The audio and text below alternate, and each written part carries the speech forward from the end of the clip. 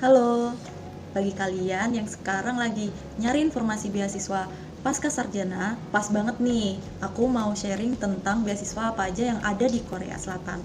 Sebenarnya ada banyak banget sih yang udah sharing pengalaman ataupun informasi tentang beasiswa di Korea Selatan, tapi ternyata masih ada aja gitu yang nanyain ke aku gimana sih kok bisa dapet beasiswa ini tuh beasiswa apa, terus selain beasiswa ini tuh ada beasiswa apa aja, pokoknya banyak banget deh. Makanya sekarang aku mau mencoba merangkum untuk kalian, mungkin kalian bisa dapat informasi dari yang aku sampaikan, semoga ya. Oke, yang pertama kita harus tahu apa sih syarat yang paling general untuk bisa apply beasiswa Korea. Jadi yang pertama syaratnya adalah kalian mahasiswa S1 yang mau lulus atau udah tinggal nungguin IPK semester akhir lah.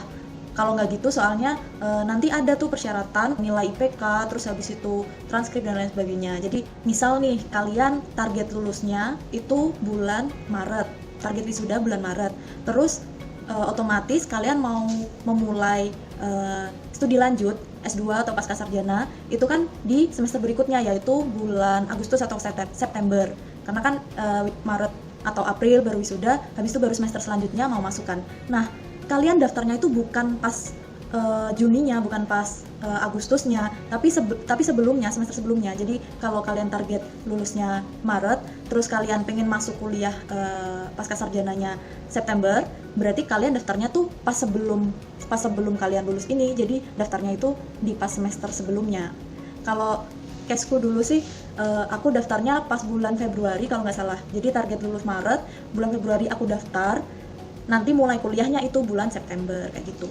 Kalau kalian daftarnya baru bulan Septembernya atau bulan Agustus pas lagi musim liburan yang semesteran ini, kalian bakal masuknya itu yang bulan Januari atau Februari. Jadi usahakan kalau kalian udah punya planning buat S2, kan lebih enak nih kalau langsung lanjut studi, nggak usah nungguin satu semester lagi. Makanya kalian daftarnya di semester sebelumnya gitu. Terus jangan lupa siapkan CV atau resume kalian, terus topik riset yang mau dikerjakan nanti pas pasca sarjana. Jadi kalian harus udah mencoba memilih untuk aku mau lanjut mendalami bidang apa sih. Nah, itu harus kalian persiapkan karena nanti pas beasiswa apapun itu pasti ditanyain nanti ke depannya bakal gimana kitanya gitu. Terus nggak usah khawatir kalau kalian belum bisa bahasa Korea, karena sebenarnya kebanyakan beasiswa itu, terutama beasiswa di Korea itu butuhnya sebenarnya cuman sertifikat kemampuan bahasa Inggris. Jadi yang disiapkan adalah hasil tes kemampuan bahasa Inggris kayak TOEIC atau TOEFL atau IELTS dan lain sebagainya. Tapi kabar baik untuk kalian, biasanya di Korea terus di Jepang itu pakainya sih TOEIC. Jadi kalian nggak perlu yang mahal kayak IELTS dan lain sebagainya, tapi cukup TOEIC nggak apa-apa. Dan Kak, kenapa nggak TOEFL aja? Kan TOEFL juga sama lebih murah sama kayak si TOEIC.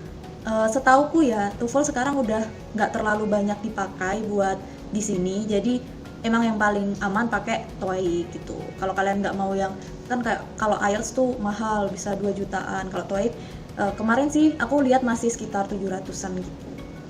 Terus selanjutnya adalah kalian cari syarat-syarat beasiswa yang kalian inginkan. Jadi nanti aku bakal ngasih tahu beberapa beasiswa yang ada di Korea itu apa aja. Nah, dari macam-macam beasiswa itu kalian cari aja tuh di internet, pasti banyak banget. Oke, itu tadi syarat generalnya kita harus tahu. Itu basic persyaratan kalau kalian mau studi lanjut ke luar negeri. Sekarang ada apa aja sih macam-macam beasiswa yang ada di Korea Selatan? Jadi di sini aku mau memisahkan antara beasiswa yang didapatkan dari pemerintah Korea, dari lembaga-lembaga di Korea dan lain sebagainya, dan yang dari pemerintah atau lembaga Indonesia. Untuk yang dari Koreanya sendiri itu ada berbagai macam beasiswa. Cuma di sini aku rangkum aja menjadi 3 macam beasiswa, yaitu yang pertama yang paling sering banyak orang tahu, KGSP atau GKS dari Kedubes Korea, pemerintah Korea.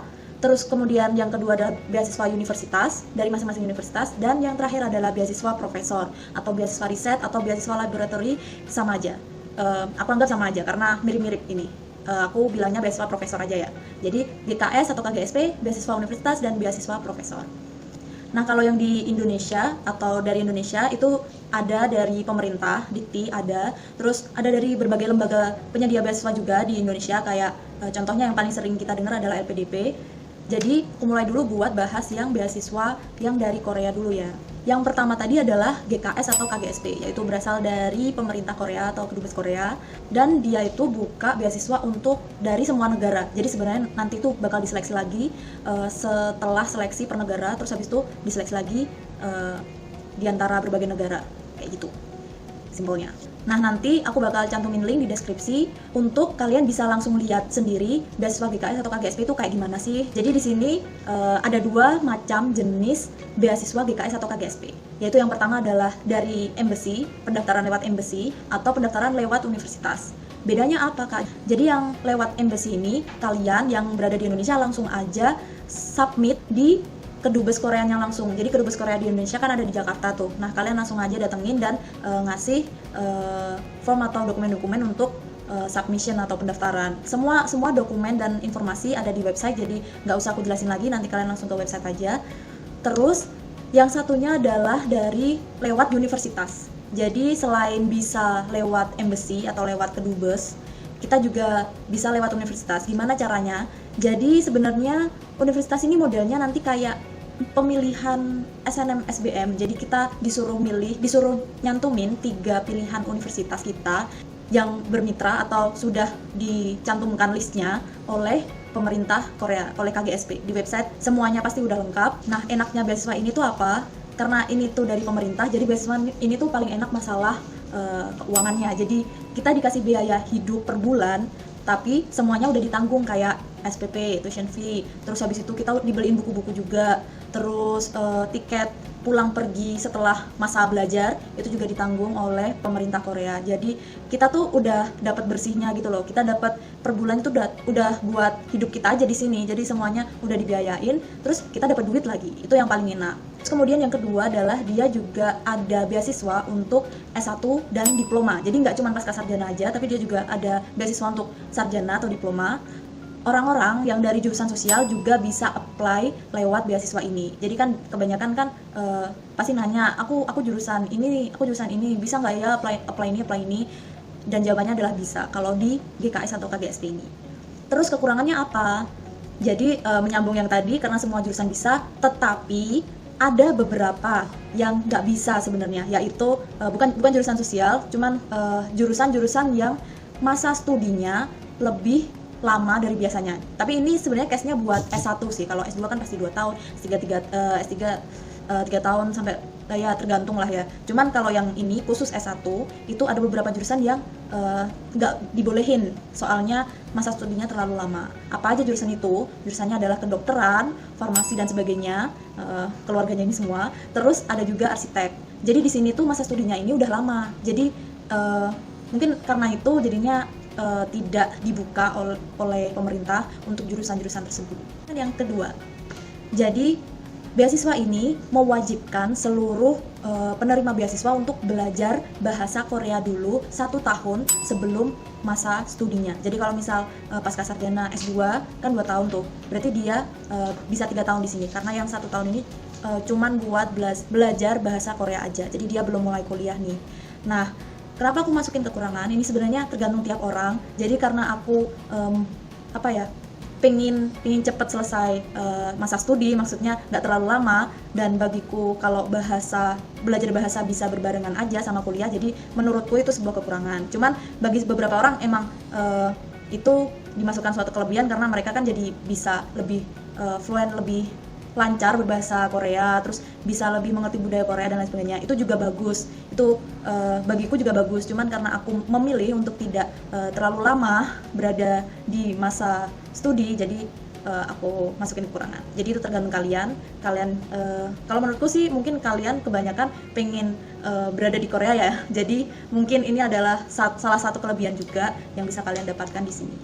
Tapi dalam 1 tahun itu kalian juga harus lulus tes topik itu kayak TOEFL-nya Korea. Kalian harus lolos topik level 3. Kalau nggak gitu, masa studi belajar Korea kalian akan ditambah. Jadi kalau kalian belum lulus level 3 topik, kalian bakal nambah lagi bulan untuk hanya belajar bahasa Korea. Jadi kalian belum mulai studi di jurusan dulu sampai kalian udah lulus level 3 topik. Makanya itu kebanyakan orang-orang GKS atau GSP pasti Koreanya kebanyakan lebih lancar gitu daripada yang beasiswa lainnya yang tidak mewajibkan belajar bahasa Korea dulu. Terus selain itu, kalau kalian udah pernah ngambil topik dan kalian lolos di level 5, kalian nggak perlu ngambil 1 tahun belajar ini. Jadi misal kalian di Indonesia udah pernah belajar Korea, terus kalian udah lolos topik 5, kalian bisa skip nih 1 tahun. Kalian bisa langsung lanjut ke masa studi kalian. Terus beasiswa ini tuh setahun sekali diadakan. Jadi kalau kalian kelewatan pada biasanya bulan April mungkin ya. Kalau yang Jepang sih Monbuka Gakusho yang dari pemerintah juga itu bulan April. Yang Korea aku lupa deh antara bulan Februari, Maret atau April. Pokoknya setahun sekali. Jadi kalau kalian sampai kelewatan, kalian harus daftarnya untuk tahun berikutnya. Jadi kalian nggak bisa apply kalau kalian udah melewati bulan pendaftaran ini. Oke, tipe yang kedua adalah beasiswa universitas. Beasiswa universitas seperti namanya, beasiswa ini berasal dari masing-masing universitas yang menyediakan beasiswa tersebut.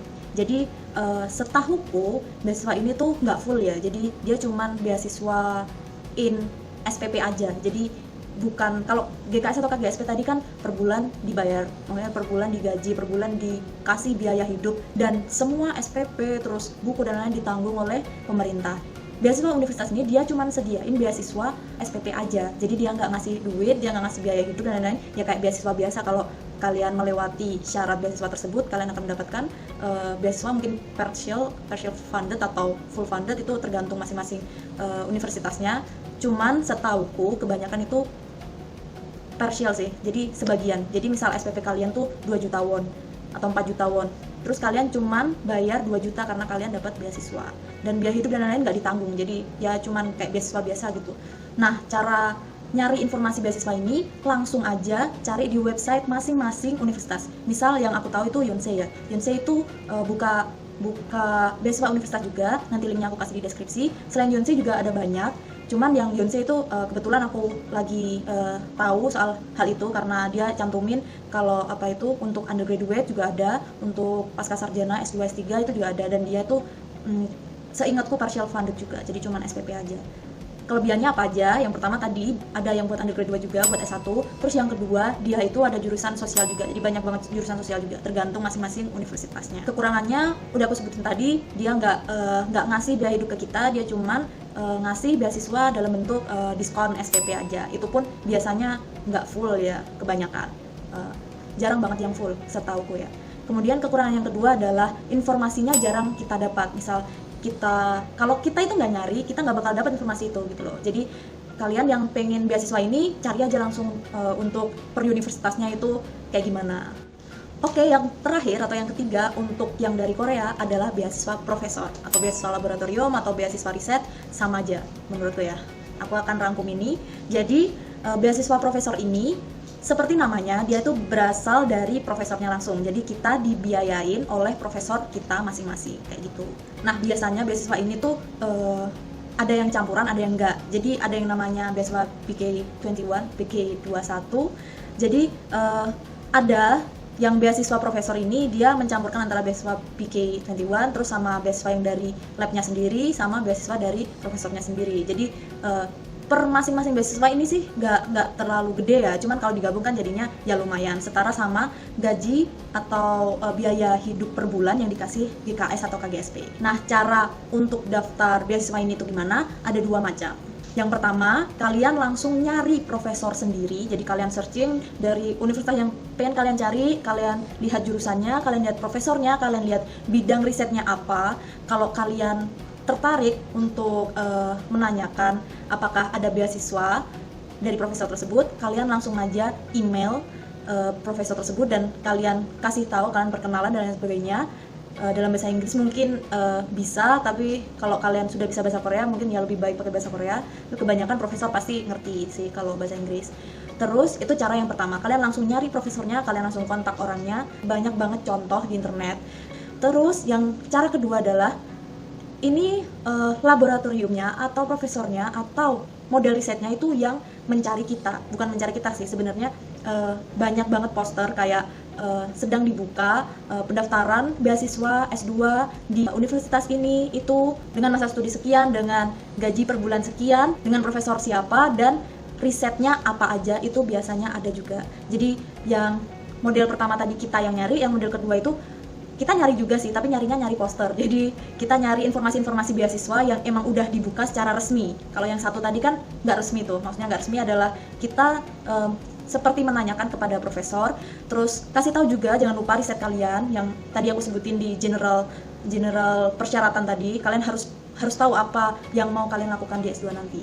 Jadi biar profesor jelas pandangan kalian ke depannya kayak gimana. Itu yang pertama. Nah, yang kedua yang tadi kita nyari, tapi bukan nyari profesor, tapi nyari poster. Dari poster kan semuanya udah ada tuh informasi kayak risetnya apa, profesornya siapa, dan lain sebagainya. Itu udah ada semua, bahkan kadang gaji juga dicantumin di sini. Jadi kalian bisa compare lah ya dari poster ini tuh.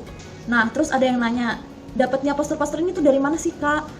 Sebenarnya di internet juga banyak ya kalau kita nyari, cuman aku tahu poster ini dari mana. Kalau di jurusanku sendiri ya, itu ada apa ya? International Office.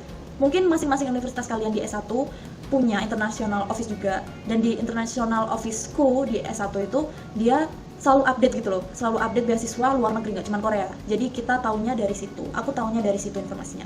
Selain itu, di jurusanku juga ada grup Facebook sama dosen-dosen dan alumni, dan mereka itu biasanya nge-share di kampus mereka S2 atau dosen yang dulu pernah sekolah situ, S2 atau S3 itu nge-share di situ juga. Jadi kalau untuk aku sih banyak informasi beasiswa kalau dalam bentuk poster. Mungkin kalian juga bisa lihat di akun sosial media International Office kampus kalian sendiri kayak gitu. Nah, tahap-tahapnya untuk pendaftaran atau proses pendaftaran beasiswa profesor ini kayak gimana, aku bakal jelasin. Soalnya kalau yang GKS dan KGSP tadi kan pasti semuanya ada di website, jadi kalian langsung menuju ke websitenya aja, karena biar lebih ringkas saja, kalian langsung ke website itu pasti udah lengkap. Terus yang untuk universitas tadi, kalian juga langsung ke websitenya aja, semua udah lengkap, admission. Dan untuk beasiswa profesor ini, karena dia berbeda, karena dia dari profesor, mungkin informasinya kurang banyak di website, aku bakal jelasin di sini. Jadi tahap pertama biasanya itu kalau yang dari poster ya. Kalau yang dari poster tuh kita mengikuti screeningnya. Jadi screeningnya biasanya awal itu berkas. Berkas itu biasanya CV dan research plan. Jadi kita harus punya plan yang tadi aku bilang itu syarat general. Di mana-mana itu pasti syarat general untuk kita yang mau lanjut studi S2 atau S3. Bisa juga untuk S1 mungkin ada itu juga, tapi jarang banget. Terus habis screening berkas, kalau kita udah lolos, kita pasti dipanggil untuk wawancara. Itu kalau kebanyakan beasiswa profesor kayak gitu, berkas dulu baru wawancara, atau sebenarnya ada yang langsung wawancara di masing-masing universitas, itu juga ada. Aku dulu juga pernah ikut yang ini juga. Jadi yang beasiswa ini tuh karena dia ada wawancaranya pakai bahasa Inggris, kalian harus siap, kalian harus belajar untuk menjawab dalam bahasa Inggris. Pasti bisa sih, kalau kalian belajar tuh semuanya pasti bisa. Dan pertanyaannya itu nggak itu kok, mungkin kalian akan mikir, oh bahasa Inggrisku harus bagus banget nih. Nggak juga sih sebenarnya, karena sebenarnya ya, ini mungkin insightku aja ya, dari pandanganku aja. Universitas-universitas di Asia kayak Korea, Jepang, dan lain-lain, sebenarnya mereka tuh kan mother tongue-nya, bahasa ibunya mereka juga bukan bahasa Inggris. Jadi mereka akan lebih paham atau lebih mengerti kalau kita tuh bukan dari bahasa ibunya bahasa Inggris. Jadi mereka sendiri juga kadang ada yang kurang juga dalam bahasa Inggris. Pokok bisa aja nyampein apa yang mau kita ngomongin, pasti bisa komunikasikan. Jadi mungkin yang grammar itu nggak terlalu dibutuhkan memang kalau untuk wawancara dalam hal Universitas Asia ini. Beda lagi kalau kalian tuh daftar beasiswa yang di Eropa atau di Amerika, Australia semuanya, ya mungkin mereka juga melihat Inggris kita juga kan bagus apa enggak. Tapi kalau ini selagi kalian bisa komunikasi aja sama profnya yang mewawancara kalian, oke. Nah, terus kemudian setelah selesai wawancara, kalian nanti bakal dikasih tahu apakah kalian lolos beasiswa profesor tersebut atau enggak. Tapi beda lagi ya sama yang di email tadi. Kalau di email tadi kan lebih personal, jadi kalian mungkin lebih mengikuti aturan atau screening mungkin kalau ada dari profesor tersebut. Atau bahkan ada tuh yang langsung, oh iya bagus nih kamu dan saya lagi butuh mahasiswa, ya udah langsung diterima aja gitu, nggak perlu screening. Itu ada juga case-case yang kayak gitu. Tapi kalau yang beasiswa profesor yang lewat poster tadi, kita ngelihatnya pasti ada screening, karena dia kan broadcast kan, pasti banyak yang daftar gitu. Habis pengumuman apakah kalian lolos atau tidak, biasanya langsung habis itu diarahkan ke online web application. Jadi kalau misal kalian dapat kabar kalau selamat kalian mendapatkan beasiswa profesor ini dengan berbagai informasi yang mungkin bisa kalian pertimbangkan, nanti bakal aku kasih tahu. Ini masuk sebuah kekurangan sebenarnya kalau bagiku. Nanti aku bakal kasih tahu apa informasi yang habis itu harus kita pertimbangkan.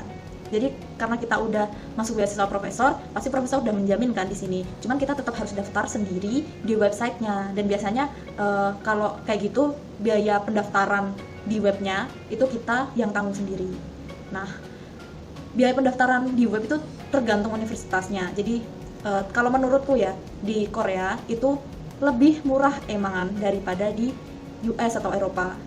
Jadi kalau yang Korea ini cukup relatif murah, biaya pendaftaran resminya sekitar 70.000 won, kalau dirupiahkan berarti sekitar 730.000. Soalnya kalau dibandingkan sama yang Eropa atau US, mereka itu biaya pendaftarannya bisa sekitar 1 sampai 2 juta. Itu biaya pendaftaran web online-nya doang. Maksudnya biaya pendaftaran online application-nya aja, belum keterimanya kan. Nah, habis lolos aplikasi webnya, biasanya nanti universitas minta beberapa dokumen-dokumen asli atau legalisir dari Indonesia. Itu tergantung sih biasanya. Kalau yang Univku mintanya legalisir kayak transkrip ijazah dan transkrip dalam bahasa Inggris, dan itu harus dicap kedubes. Cap kedubes nanti kapan-kapan aku bakal kasih tahu gimana caranya minta cap kedubes ke Indonesia. Jadi nanti kita nyari capnya dulu, pokok dokumen kita nanti dalam bahasa Inggris dicap oleh kedubes gitu. Pasti universitas minta itu sih, cuman apa aja dokumennya itu tergantung tiap universitasnya. Nah, selanjutnya aku bakal ngasih tahu kelebihan dan kekurangan juga untuk beasiswa yang profesor ini. Jadi beasiswa profesor ini kelebihannya adalah dia tuh kayak yang tadi aku bilang, DKS atau KGSP kan belajar bahasa Koreanya 1 tahun tuh, dan itu kita belum masuk ke masa perkuliahan, kita masih belajar bahasa Korea dulu. Tapi kalau beasiswa profesor ini, kalian bisa ngambil mata kuliah bahasa Korea bareng sama kalian masuk semester 1. Dan syarat lulus kita, maksudnya misal kalian daftar S2 kan 2 tahun, syarat lulusnya S2 ini salah satunya juga lulus mata kuliah bahasa Korea. Tapi mata kuliah bahasa Korea ini di sini tuh ada berbagai level, ada yang beginner, intermediate, advance gitu kan. Nah, kita lolos dari salah satu level ini aja udah cukup untuk syarat kelulusan. Jadi misal kalian semester 1 nih, kalian langsung berkuliah kayak biasa, kayak S1 biasa, tapi plus mata kuliah. Kalau di Indonesia bilangnya mata kuliah umum ya, mata kuliah umum kayak agama dan lain sebagainya. Nah, di sini juga ada mata kuliah umum untuk foreigner, yaitu kelas bahasa Korea. Sebenarnya kalian bisa ngambil pas semester 2, 3, 4, cuman kan karena kalian ini berada di negeri orang ya, kalian segera harus bisa beradaptasi bahasanya juga. Jadi mending kalau saranku kalian harus ngambil juga di pas semester 1 ini. Setelah beginner ini, kalian juga nggak wajib ikut kelas yang semester berikutnya. Jadi kalau semester berikutnya kalian merasa kayaknya nggak pengen deh atau nggak perlu deh, ya udah nggak usah, nggak apa-apa. Pokoknya kalian udah lolos di salah satu level ini gitu, level di antara 3 level tadi. Tapi kalau kalian pengen lanjut, misal kalian dari beginner terus kalian semester depan mau lanjut ke intermediate terus advance, gitu juga boleh, malah lebih bagus karena kalian bakal lebih banyak belajar bahasa Korea kan. Cuman lebih tingkatan lebih banyak berarti kalian harus siap untuk kayak tugas lebih banyak dan lain-lain, hafalan lebih banyak kayak gitu. Tapi sebenarnya kalau bahasa sih kayaknya seru-seru aja kan untuk belajarnya, jadi oke lah. Kalau kalian dapat profesor yang baik-baik ya, kalian bakal dibayarin kalau misal kalian conference di suatu tempat. Jadi karena S2 tuh kebanyakan bikin paper, bikin jurnal dan lain sebagainya. Kalau kalian submit ke conference misal di Jepang atau di Amerika atau di Eropa, negara-negara Eropa, Jerman dan lain sebagainya, terus kalian masuk ke conference-nya, kalian tuh dibiayain sama profesor. Kalian bakal dibiayain untuk pulang perginya dan nginep di sana dan uang sakunya di sana juga. Jadi itu enaknya kalau kalian bertemu dengan profesor-profesor baik, tapi kebanyakan profesor pasti baik. Kelebihan yang ketiga adalah kalau kalian berhasil publish, biasanya publish jurnal ya, nanti uang saku atau gaji per bulan kalian bakal naik. Jadi dari nilai yang biasanya sekian, karena kalian udah pernah publikasi atau kalian saat menjalani studi ini dapat publikasi banyak, gaji kalian bakal naik setara dengan jumlah publikasi kalian berapa banyak. Beasiswa ini tuh nggak terpaku sama waktu, jadi setiap profesornya butuh atau setiap labnya butuh mahasiswa baru untuk melanjutkan bidang riset dan lain sebagainya, mereka pasti bakal buka beasiswa tersebut. Jadi bisa dibilang sewaktu-waktu, tapi karena kita masuk sebagai mahasiswa baru juga, jadi pastinya per semester, yaitu 2 tahun sekali lah ya, itu pasti buka. Terus kelebihannya yang lain adalah banyak banget beasiswa ini, terutama untuk jurusan-jurusan sains dan teknologi. Jadi kalau kalian jurusan sains atau teknologi, kalian pasti bakal banyak menjumpai beasiswa ini di mana-mana. Kayak tiap universitas tuh pasti ada gitu. Dan kelebihan yang lain adalah saingannya juga nggak terlalu banyak. nggak sebanyak GKS dan KGSP. Karena kenapa? KGSP atau GKS itu kan semuanya pasti udah tahu, dia kan beasiswa pemerintah dan dia pun juga jurusannya macam-macam, ada yang dari sains teknologi, dari sosial dan lain sebagainya, dan itu kan berarti lebih banyak gitu peminatnya. Apalagi tadi kan yang aku bilang dia udah dapat biaya hidup, terus dibayarin lagi semuanya. Nah itu juga pokoknya banyak kelebihannya, dan karena worth it juga makanya banyak peminatnya juga. Nah untuk beasiswa profesor ini mungkin kalau untuk saingan itu nggak terlalu ketat, karena tiap bidang kan kita kan nggak mungkin sama tiap bidang. Kayak misal dalam teknologi aja ada yang bidang networking, ada yang bidang artificial intelligence. Jadi kan untuk masuk ke bidang itu aja kita nggak seberapa banyak gitu loh maksudnya peminatnya. Kalau yang tadi GKS atau KGSP kan kalian bersaingnya tuh sama yang bukan jurusan kalian juga gitu, jadi pasti lebih probabilitas untuk masuk untuk keterima di beasiswa KGSP atau GKS ini kan lebih susah. Jadi ini salah satu kelebihan beasiswa profesor sendiri adalah itu, saingannya nggak terlalu banyak. Nah kita masuk ke kekurangannya beasiswa profesornya apa? Pasti semua yang punya kelebihan pasti punya kekurangan, termasuk beasiswa profesor ini. Pertama adalah tentang gajinya atau biaya hidup per bulannya. Jadi tadi aku belum nyebutin ya, GKS atau KGSP itu biaya hidup per bulannya kita tuh dapat sekitar mungkin ini bisa naik bisa turun kan beasiswanya, itu sekitar kalau nggak salah 1 juta won. Jadi 1 juta won itu kita dapatnya bersih, kita nggak perlu bayar SPP dan lain sebagainya, dan kita berangkat juga dibayarin, pulang habis selesai masa studi 2 tahun itu juga dibayarin. Kita nggak perlu repot-repot lah intinya untuk berangkat dan pulang itu hal yang mudah, kecuali kalau kalian mau di tengah-tengah masa studi 2 tahun atau 3 tahun kalian mau pulang ke rumah sendiri ya itu pakai biaya sendiri. Cuman ini yang paling worth it kalau yang KGSP atau GKS. Nah yang beasiswa profesor ini kekurangannya adalah dia gajinya mirip-mirip sama kayak GKS atau KGSP, mungkin ya lebih tinggi dikit bergantung sama profesor atau masing-masing lab.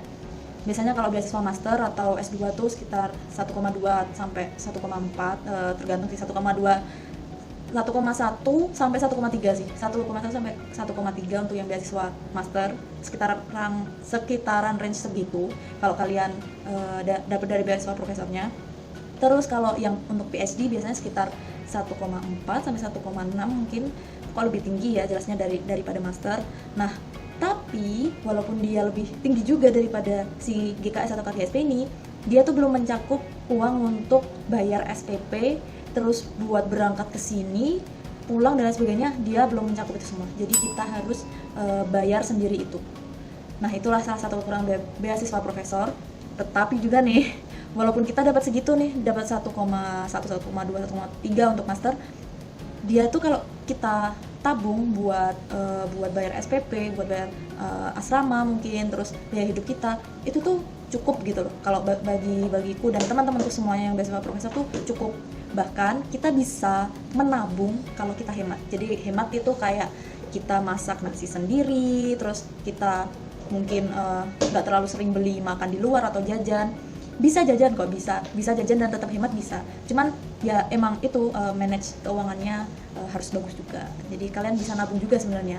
Jadi tahu sendiri kan duit segini untuk bayar SPP dan lain-lain aja itu cukup, apalagi yang GKS tadi duit segitu bersih lagi, kita nggak perlu kita nggak perlu bayar apapun lagi. Jadi ya ini lebih makmur lah yang KGSP GKS ini. Yang beasiswa profesor ya dia harus mandiri untuk mengatur semuanya gitu biar cukup. Kekurangan yang kedua adalah dia ini bisa jadi kekurangan atau kelebihan atau mungkin standar. Bagiku sih standar, cuman aku masukin kekurangan karena ini berbeda dari yang lain. Jadi beasiswa profesor ini tuh modelnya kayak kerja gitu. Jadi kita setiap hari itu pergi ke lab kalau nggak ada kelas. Jadi kayak misal Senin, Selasa, Rabu, Kamis, Jumat kita pergi ke lab.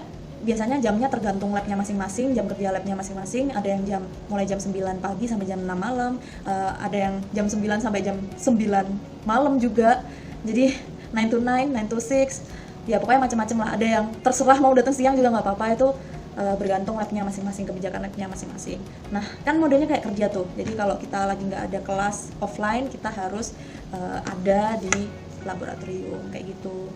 Kalau bagiku sebenarnya bukan maksud kekurangan juga sih, cuman aku tulis kekurangan soalnya mungkin sebagian dari kalian nggak tahu habit ini, jadi aku kasih tahu kalian informasi ini. Nah kekurangan yang lainnya adalah ini nggak ada yang buat S1 atau undergraduate gitu. Jadi kebanyakan beasiswa profesor ini pasti buat S2, S3. Setahuku sih belum ada untuk yang beasiswa profesor untuk S1. Nggak tahu kalau emang ada dan itu aku kurang tahu, mungkin kalian bisa sharing juga di kolom komentar. Nah, kekurangan yang lainnya adalah dia tuh kurang untuk yang jurusan sosial. Kayak yang aku bilang tadi, beasiswa profesor nih banyak untuk jurusan sains dan teknologi, tapi kurang untuk yang jurusan sosial. Bahkan aku kurang tahu juga apakah dia ada atau enggak, cuman jarang menemukan. Beda kayak yang GKS, KGSP atau beasiswa universitas itu kan ada tuh buat jurusan sosial. Tapi kalau yang beasiswa profesor nih mungkin ada ya, tapi jarang gitu. Kebanyakan emang sains dan teknologi yang emang butuh banyak researcher gitu. Kalian untuk berangkat ke Korea itu harus menyiapkan sendiri. Kalian harus bikin paspor sendiri, bikin visa sendiri, terus daftar online web sendiri, dan menyiapkan berkas-berkas untuk dibawa ke Korea sendiri, semuanya sendiri. Jadi itulah sebenarnya titik berat atau tantangannya di beasiswa profesor sih, itu sih. Enaknya beasiswa profesor itu pas kita udah nyampe sini. Kalau belum nyampe sini kita harus berjuang untuk untuk berangkat ke sini kayak gitu.